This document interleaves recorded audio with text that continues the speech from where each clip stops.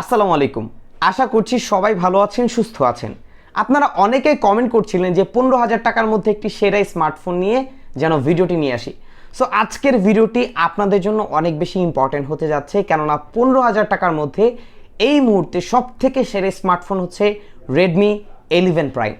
এই স্মার্টফোনটি আমাদেরকে অফার করছে full HD plus display, 90 hertz refresh rate, পাচ্ছেন মিডিয়াটেক Z99 এর মতো একটি পাওয়ারফুল প্রসেসর, 22.5 ওয়াটের একটি ফাস্ট চার্জার সহ 5000 mAh ব্যাটারি। আরও কি থাকছে, সব মিলিয়ে স্মার্টফোনটির এক্সপিরিয়েন্স কেমন, সো সব কিছুই আজকের ভিডিওতে আপনাদের সাথে আলোচনা করতে যাচ্ছি। আশা করছি মনোযোগ সহকারে শুরু থেকে শেষ পর্যন্ত ভিডিওটি দেখবেন।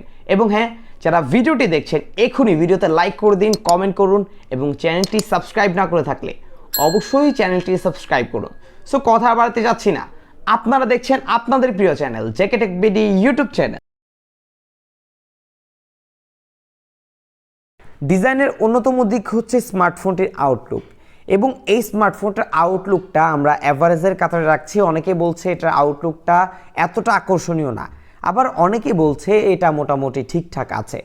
রয়েছে টেক্সচার ব্যাক ডিজাইন, যার ফলে স্মার্টফোনটিতে ফিঙ্গারপ্রিন্টের ছাপ পড়বে না, তবে স্ক্র্যাচ পড়ে যাওয়ার সম্ভাবনা রয়েছে। পাশাপাশি এটা ব্যাক প্যানেলটা কিছুটা কার্ভ করা হয়েছে, যার ফলে স্মার্টফোনটিতে ধরে বেশ কমফোর্টেবল একটা ফিল পাওয়া যায়, গ্রিপিংটা বেশ ভালোই বলা যায়। রয়েছে সাইড মাউন্টেন ফিঙ্গারপ্রিন্ট সেন্সর, যা মোটামুটি ফাস্ট বলা যায় এবং অ্যাকুরেট পেয়েছি, তবে কিছুটা অ্যানিমেশন ডিলে রয়েছে। পোর্টস অ্যান্ড বাটনসের ক্ষেত্রে আমরা প্রায় সব ধরনের পোর্টস অ্যান্ড বাটনগুলো এখানে অ্যাভেলেবেল পাচ্ছি, তবে এই স্মার্টফোনটিতে কোনো প্রকার সেকেন্ডারি নয়েজ ক্যান্সেলেশন মাইক্রোফোন ব্যবহার করা হয়নি।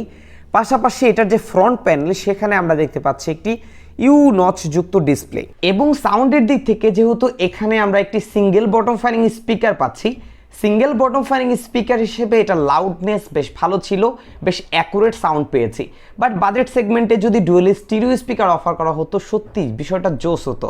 এছাড়া এটার যে ফ্রন্ট প্যানেল, সেখানে যদি একটি মিডল পাঞ্চল ডিসপ্লে অফার করা হতো, বিষয়টা পুরোপুরি জমে ক্ষীর হয়ে যেত। তবে জমে ক্ষীর করে দেওয়ার দায়িত্ব নিয়েছে এই ডিভাইসটির পারফরমেন্স সেকশন। ডিভাইসটি দুটি ভেরিয়েন্টে আপনারা অ্যাভেলেবেল পাবেন, 4GB 64GB এবং 6GB 128GB। 464 প্রাইস ধরা হয়েছে 14,500 টাকা এবং 6/128 প্রাইস ধরা হয়েছে 16,500 টাকা, এবং এই প্রাইস শুধুমাত্র আপনারা পাবেন মদিনা টেলিকম থেকে। সো তাদের কাছ থেকে এই স্মার্টফোনটি পারচেস করতে চাইলে এই ভিডিও ডেসক্রিপশন বক্সটা চেক করবেন, সেখানে যাবতীয় সকল তথ্য কিন্তু দেওয়া রয়েছে। প্রসেসরে ব্যবহার করা হয়েছে বহুল পরীক্ষিত মিডিয়াটেকের হিলিও Z99 6 nm ফেব্রিকেশনে বিল্ড করা একটি সিপিইউ, যার জিপিইউ থাকছে মানে G52MC2।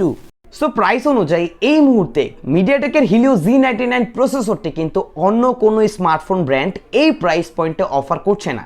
আমার কাছে এই স্মার্টফোনটি 4GB র্যামের ভেরিয়েন্টটি রয়েছে, এবং 4GB র্যাম অনুযায়ী স্মার্টফোনটির মধ্যে 6 থেকে 8টি অ্যাপ ইজিলি সুইচ করে ইউজ করতে পেরেছি, কোনো প্রবলেম হয়নি। তবে আপনারা যখন একটু ভারী অ্যাপগুলো ইউজ করবেন, চেষ্টা করবেন 4 থেকে 5টি অ্যাপের মধ্যে সীমাবদ্ধ থাকার।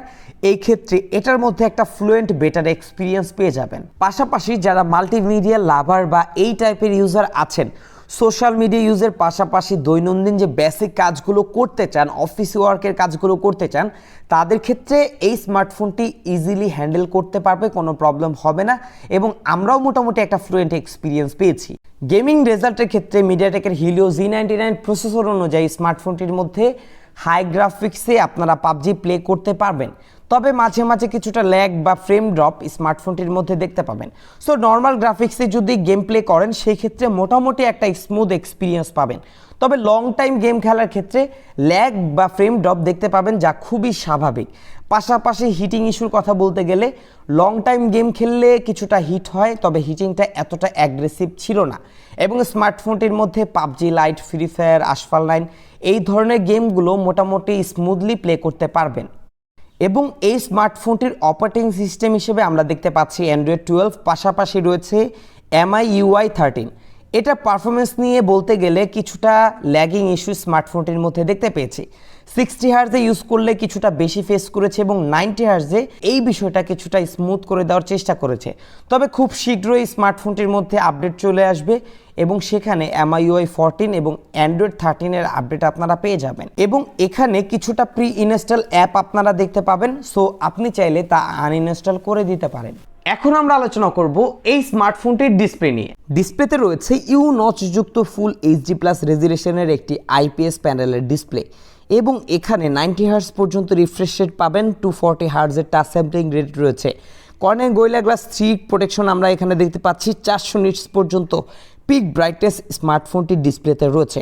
সো সেই অনুযায়ী ইনডোরে ইজিলি ইউজ করতে পারবেন, তবে আউটডোরে এটার ভিজিবিলিটি নিয়ে কিছুটা প্যারা খাবেন। ডিসপ্লের কালার, কন্ট্রাস্ট, শার্পনেস নিয়ে কোনো ধরনের সমস্যা ছিল না। চিন এবং বেজেল এরিয়া আমার কাছে তুলনামূলক একটু বেশি মনে হয়েছে, যদি আরেকটু ন্যারো করা হতো দেখতে আরও প্রিমিয়াম লাগতো। বরাবরই রেডমি স্মার্টফোনগুলোর ব্যাটারি ব্যাকআপ কিন্তু যথেষ্ট ভালো। সো এটাতেও আমরা পাচ্ছি 5000 mAh এর ব্যাটারি এবং এই ব্যাটারির সাথে এটাকে পাওয়ার আপ করার জন্য রয়েছে 22.5 ওয়াটের একটি চার্জার, যা দিয়ে স্মার্টফোনটিকে 1.5 ঘন্টার কিছুটা বেশি বা 2 ঘন্টার কিছুটা কম সময়ে স্মার্টফোনটিকে 0 to 100% চার্জ করে নিতে পারবেন।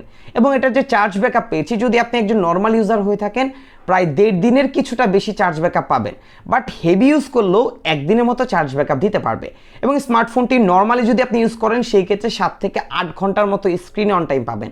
এবং গেম খেলার ক্ষেত্রে স্মার্টফোনটির মধ্যে 4 থেকে 5 ঘন্টার মতো স্ক্রিন অন টাইম পেয়ে যাবেন। এবং হ্যাঁ, চলুন দেখে নেওয়া যাক স্মার্টফোনটির বক্স কন্টেন্টে কী কী রয়েছে। বক্সটি ওপেন করলেই পাবেন একটি সিলিকন ব্যাক কভার, পাবেন একটি ইউজার ম্যানুয়াল গাইড, একটি সিম এজেক্টর পিন, রয়েছে টাইপ এ টু টাইপ সি ক্যাবেল এবং 22.5 ওয়াটের একটি চার্জিং অ্যাডাপ্টার। এবং সর্বশেষ রেডমি 11 প্রাইম স্মার্টফোনটি। ক্যামেরার দিক থেকে স্মার্টফোনটিতে ট্রিপল রিয়ার ক্যামেরা রয়েছে, যার মেইন ক্যামেরা হচ্ছে 50 মেগাপিক্সেল এবং দুটি দুধভাত ক্যামেরা রয়েছে। এবং স্মার্টফোনটির ফ্রন্ট সেলফি ক্যামেরা পেয়েছে 8 মেগাপিক্সেল। স্মার্টফোনটির ক্যামেরা রেজাল্টের দিক থেকে আমরা মোটামুটি অ্যাভারেজ একটা পারফরমেন্স পেয়েছি। ছবিগুলো ডেলাইট কন্ডিশনে বেশ শার্প অ্যান্ড ডিটেল ধরে রাখতে পেরেছে। পাশাপাশি কন্ট্রাস্ট, কালার কোয়ালিটি মোটামুটি অ্যাভারেজের কাতারে বলা যায়। ছবিগুলো এতটা ওভার পাঞ্চি করে দেয়নি, অতিরিক্ত স্যাচুরেট বলে মনে হয়নি। সো এই বিষয়টা আমার কাছে পার্সোনালি ভালো লাগে। এবং 50 মেগাপিক্সেল ক্যামেরা অনুযায়ী ডেলাইটে বেশ ভালো কিছু ছবি তুলতে পারবেন, তবে লো লাইটে কিছুটা নয়েজ বা গেইন দেখতে পাবেন, যা খুবই স্বাভাবিক। পাশাপাশি স্মার্টফোনটি যে ফ্রন্ট ক্যামেরা অনুযায়ী ডেলাইট বা ভালো সানলাইট পেলে ভালো কন্ডিশনে ছবি দিতে পারে। ছবিগুলো বেশ ডিটেলফুল হয়, এজ ডিটেকশনও মোটামুটি অ্যাভারেজের কাতারে রাখা যায়। পাশাপাশি ক্লিয়ার একটা ছবি স্মার্টফোনটির মধ্যে পাবেন, তবে লো লাইটে কিছুটা নয়েজ দেখতে পাবেন, যা খুবই স্বাভাবিক। এবং এই স্মার্টফোনটির ফ্রন্ট ক্যামেরা এবং ব্যাক ক্যামেরা দুই দিকেই আপনারা সর্বোচ্চ 1080 30 fps ভিডিও রেকর্ড করতে পারবেন। এখানে কোনো প্রকার স্ট্যাবিলাইজেশনের সুবিধা তারা রাখেনি। সো মোটামুটি কাজ চালিয়ে নেওয়ার মতো ভিডিও কোয়ালিটি পাবেন। একটি স্মার্টফোন যে সব দিক থেকে পূর্ণতা পাবে তা কিন্তু নয়, কিছু অপূর্ণতাও থাকে। হ্যাঁ, এই স্মার্টফোনটির ক্ষেত্রেও আমরা সেটাই দেখতে পেয়েছি। যেমন এই বাজেট সেগমেন্টে যদি ডিজাইনটা আরেকটু বেটার করা হতো, আরেকটু লুক্রেটিভ করা হতো, বিষয়টা সত্যি জোস হতো। এই স্মার্টফোনটির মধ্যে একটি সেকেন্ডারি নয়েজ ক্যান্সেলেশন মাইক্রোফোন খুবই প্রয়োজন ছিল।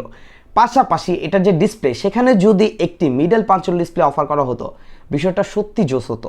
হ্যাঁ, কিছু বিষয়ে অপূর্ণতা থাকবে, এটা আমরা সবাই জানি, বাট পূর্ণতার বিষয়টাও কিন্তু কম নয়। এই স্মার্টফোনটিতে আমরা পাচ্ছি মিডিয়াটেকের হিলিও Z99 প্রসেসর। দুটি ভেরিয়েন্টে এই স্মার্টফোনটিকে আমরা দেখতে পাবো। পাশাপাশি এটা র্যাম ম্যানেজমেন্টও মোটামুটি ঠিকঠাক মনে হয়েছে। এছাড়া এটার মধ্যে যে ডিসপ্লে পাচ্ছি তাও কিন্তু full HD plus with 90 hertz, একটা ফাস্ট চার্জার পাচ্ছি, ভালো ব্যাটারি ব্যাকআপ পাচ্ছি। সো সব কিছু মিলিয়ে 15,000 টাকার মধ্যে এবং 16,500 টাকার মধ্যে এই মুহূর্তে একটি better value for money smartphone হচ্ছে রেডমি 11 প্রাইম।